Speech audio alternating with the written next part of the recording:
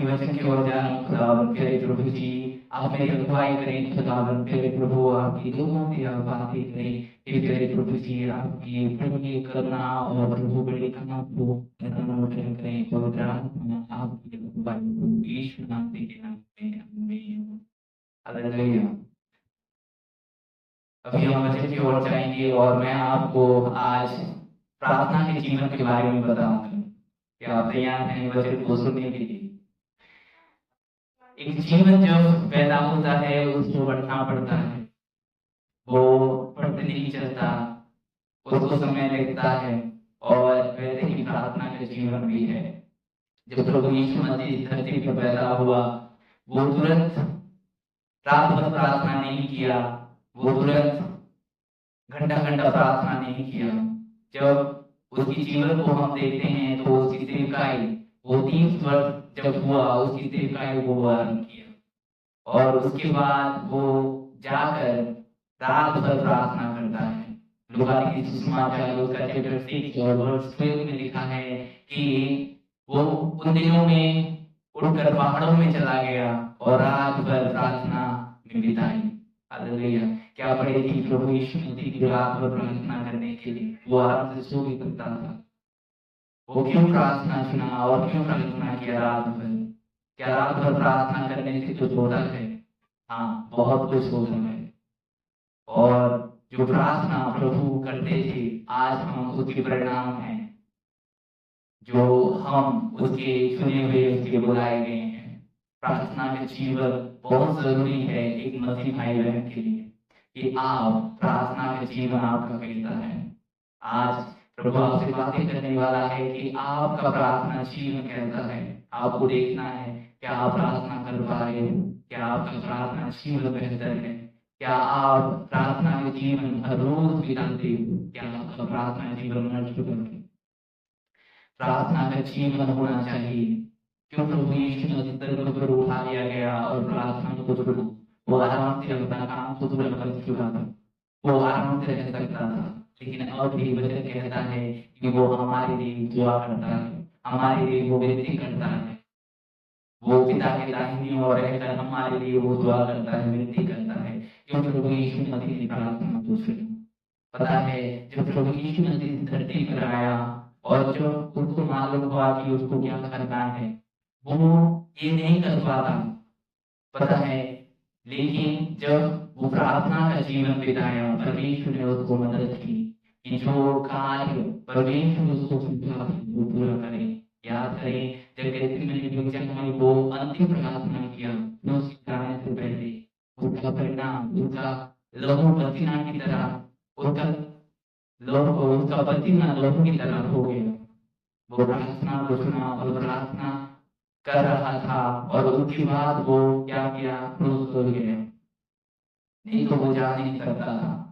हम अपने पाप को अपने ऊपर जब आता है तो भारी हो जाता है। तो सोचिए अगर जगत का पाप उस समय में उसके ऊपर डाला गया था तो कैसे होगा?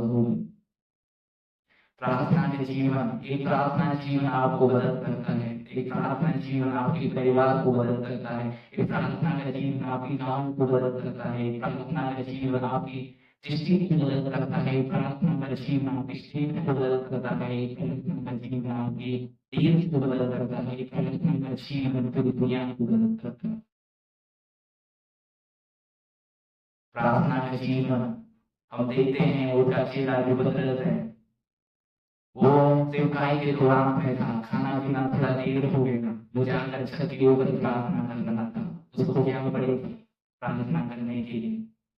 पौलुस लिखा है कि वो प्रार्थना करने के लिए जगह ढूंढता था और जो प्रार्थना के लिए पैसा चुना, वो क्या हुआ कि एक स्त्री उसको मिली और वो स्त्री उसको आमंत्रित किया अपने घर को आने के लिए। और उसका जो कुछ उसका प्रयोजन था वो सब कुछ उस स्त्री के द्वारा परमेश्वर उसको फुलफिल किया और उसकी स्त्री के घर में क्या आया? उधार आया, यानी कुछ प्रार्थना उसके बाद उधार आता है। प्रार्थना का जीवन आलसी मत बने। एक प्रार्थना के जीवन आपको बदल सकता है। बहुत से लोग ऐसे होते हैं अपने जीवन को व्यर्थ कर देते हैं। हम अपने विचरण को नहीं छोड़ते, इतना आलसीपन आ जाता है।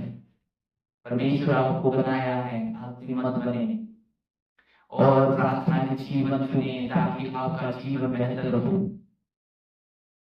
आपका परिवार का जीवन बेहतर हो, आपका जो आप जिसको प्रेम करते हैं उनका जीवन बेहतर हो। प्रार्थना के जीवन से आप सब कुछ बदल सकते हैं। मायने रखता है आप किस तरह प्रार्थना करते हैं। सारी प्रार्थना कबूल नहीं होगा, सारी प्रार्थना सुनाई नहीं जाती। कोशिश ये है कि कैसा प्रार्थना परमेश्वर सुनता है, जो पवित्र है उसकी प्रार्थना सुना जाता है। हम कई बार प्रार्थना करते हैं लेकिन हमारा प्रार्थना सुनाई नहीं जाता। दिक्कत की ये बात है कि हम पवित्रताई में नहीं चलते, इसलिए हमारा प्रार्थना नहीं सुना जाता, पता है। और सुनने की प्रार्थना, कई लोग मुझसे कहते हैं कि मैं ऐसे प्रार्थना करता हूँ, कई लोग बैठकर प्रार्थना कर देते हैं, कई लोग सोकर प्रार्थना कर देते हैं मन में। वाह, इतना प्यारी। कई लोग सोकर प्रार्थना करते हैं, उनको उठने के लिए भी इच्छा नहीं होती, मन में वो सोए होंगे और प्रार्थना करते रहेंगे। प्रभु यीशु मसीह घुटना टेक कर वो प्रार्थना कर रहा था। घुटने की प्रार्थना में बहुत सामर्थ्य होती है, पता है। आप घुटने की प्रार्थना से आप परमेश्वर तक आपकी प्रार्थना को पहुंचा सकते हैं। जिस प्रार्थना से आप जो जो मांगे देखेंगे वो सब कुछ धीरे धीरे पूरा होता हुआ आपको नजर आएगा। एक प्रार्थना का जीवन चुने, हर रोज आपको प्रार्थना करना है। जब प्रभु यीशु मसीह प्रार्थना कर रहा था, बाइबल बताता है वहां पर स्वर्ग से एक दूत दिखाई दिया उसको और सामर्थ थी। यानी प्रार्थना से हमें बल चलाना होता है, जो बल से हम शैतान से लड़ते हैं। पता है सेनाओं का यहोवा हमारा संग है, तो सेना कौन है? आप ही लोग परमेश्वर की सेना हो। सेना में बहुत चाहिए, जिनके पास ताकत नहीं होता दुश्मन आता है उसको वार करता है और वो मर जाता है। दुश्मन कोई दया नहीं करता उसके ऊपर। हमें युद्ध करना है, हम एक युद्ध में हैं, पता है आपको। आप एक युद्ध में हो। आप मुझे पूछो कैसा युद्ध? मैं तो चल रहा हूँ, फिर रहा हूँ, डेली हम जी रहे हैं। हमारा युद्ध ना कोई मनुष्य से है, ना कोई लहू से है, ना कोई मांग से है। हमारा युद्ध अंधकार की ताकत से है। आपको युद्ध के लिए आपको पावर चाहिए, आपको ताकत चाहिए। वो ताकत है क्या? प्रार्थना। पता है जब प्रभु यीशु मसीह प्रार्थना कर रहा था, प्रार्थना का जीवन बिता रहा था, कई दुष्ट आत्मा उसको देखकर भाग जाते थे, खड़े नहीं हो पाते थे उसके सामने। एक तो ऐसा दुष्ट आत्मा उसके साथ आया, उसके पास आया और प्रणाम किया, जिनके भीतर 2000 दुष्ट आत्मा थी और जिनका नाम वाहिनी था। यानी वो एक नहीं थे, 2000। एक दुष्ट आत्मा को जब आप देखते हो तो आपका पसीना छूट जाता है। और याद करिए, अगर 2000 दुष्ट आत्मा एक व्यक्ति के जीवन पर कार्य कर रहा है तो उस व्यक्ति का सफर कैसा होगा और वो व्यक्ति कैसा बेहतर होगा। ऐसे व्यक्ति आता है और प्रभु यीशु मसीह के सामने वो प्रणाम करता है। प्रार्थना से आप दुष्ट आत्मा को भगा सकते हो। अगर यहाँ पर हम पार प्रार्थना आरंभ करें, कितने दुष्ट आत्मा भाग जाएंगे और कितने कितने लोग जो दुष्ट आत्मा से ग्रसित हैं वो खुद समझ पाएंगे। प्रार्थना का जीवन बिताएं। प्रभु प्रार्थना सुना है, अब भी वो हमारे लिए दुआ करता है, विनती करता है। रोज प्रार्थना करें। आप जड़ से आप नहीं चल पाएंगे। जैसे मैं पहले बोल चुका कि न्यू बॉर्न बेबी जब पैदा होता है वो फटाक से नहीं चलता, वो जड़ से नहीं चलता, उसको समय लगता है। आप निर्धारित करना है, 10 मिनट से शुरू करें, आप 5 मिनट से शुरू करें, 15 मिनट से शुरू करें, लेकिन आप शुरू करें और हर रोज करें। 2 दिन कर दिया प्रार्थना, उसके बाद मन नहीं लग रहा है, नहीं करूंगा, ऐसा नहीं। हर रोज आपको प्रार्थना करना है। ये हर रोज का काम है। जैसे हमारा खाना पीना हर रोज हम करते हैं, वैसे ही प्रार्थना हमें हर रोज करना है। प्रार्थना का जीवन बिताएं। एक प्रार्थनाशील व्यक्ति क्या करता है कि परमेश्वर की इच्छाओं को बदल देता है। पता है, परमेश्वर की इच्छाओं को बदल देता है। परमेश्वर इस्राएल को चुराने की कोशिश किया, क्यों? क्योंकि वे बहुत पाप कर बैठे थे और परमेश्वर की इच्छा के अनुसार, परमेश्वर की आज्ञा के अनुसार वे को नहीं चलते थे। उस समय में मूसा था जो परमेश्वर से विनती किया और परमेश्वर रुक गया। क्यों रुक गया? क्या मूसा परमेश्वर से बेहतर है इसलिए परमेश्वर उसकी बात को माना नहीं? परमेश्वर इसलिए उसका बात माना कि मूसा परमेश्वर की इच्छा पर चलता था, और वो इसलिए जो दुआ किया परमेश्वर इसलिए उसका आदर किया, और वो नहीं मारा इस्राएल को। प्रार्थना का जीवन बिताएं। एक प्रार्थना से व्यक्ति क्या करता है पता है कि एक परिवार को टूटने नहीं देता, और जो बड़े बड़े काम परमेश्वर आपके लिए रखे हुए हैं वो बड़े बड़े काम को वो कर पाता है। हालेलुया। वो बड़े बड़े काम को करवा पाता है।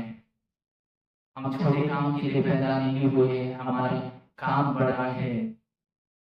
प्रभु यीशु मसीह बड़े काम किए, हमें भी बड़ा काम करना है। प्रभु यीशु मसीह बात बताता है कि तुम मुझसे भी बड़े बड़े काम करोगे।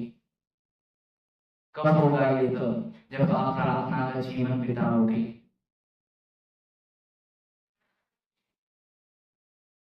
एक अभिषिक्त व्यक्ति प्रार्थना कर पाता है, और जब आप जितना प्रार्थना करोगे उतना आपके ऊपर अभिषेक आएगा,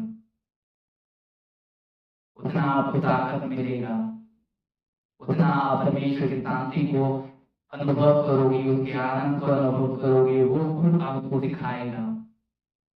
आप धीरे धीरे धीरे धीरे सीखते जाओगे किस तरह कहाँ कैसा बोलना है, क्या करना है। उसका आत्मा आपको अगुवाई करेगा जब उसकी संगति में आप बैठोगे। संगति में बैठना क्या? प्रार्थना करना होता है, वर्शिप करना होता है, वचन पढ़ना होता है। प्रार्थना का जीवन हमारा होना चाहिए। एक प्रार्थना से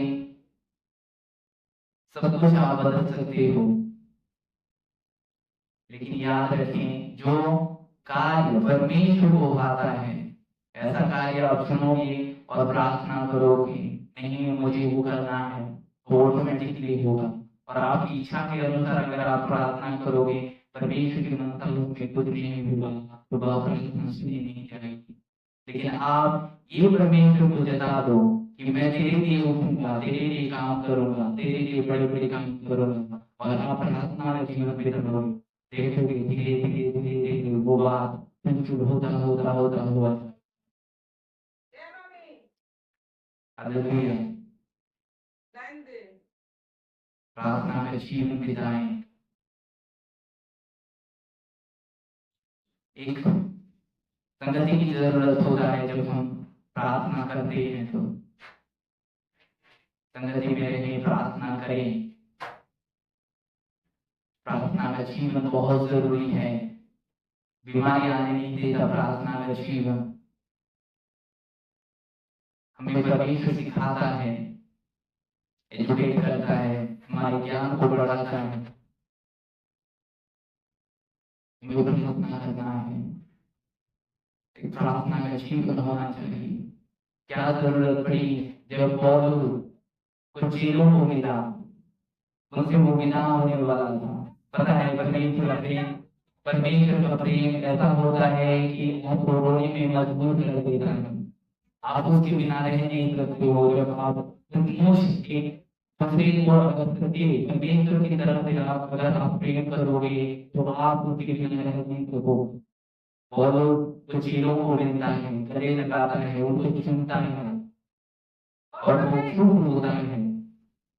जब वो रोता है जब पौलुस सिचुएशन को नहीं देखता, कैसा जगह नहीं देखता, वो घुटने में आते हैं सिर्फ लोग और प्रार्थना करते हैं।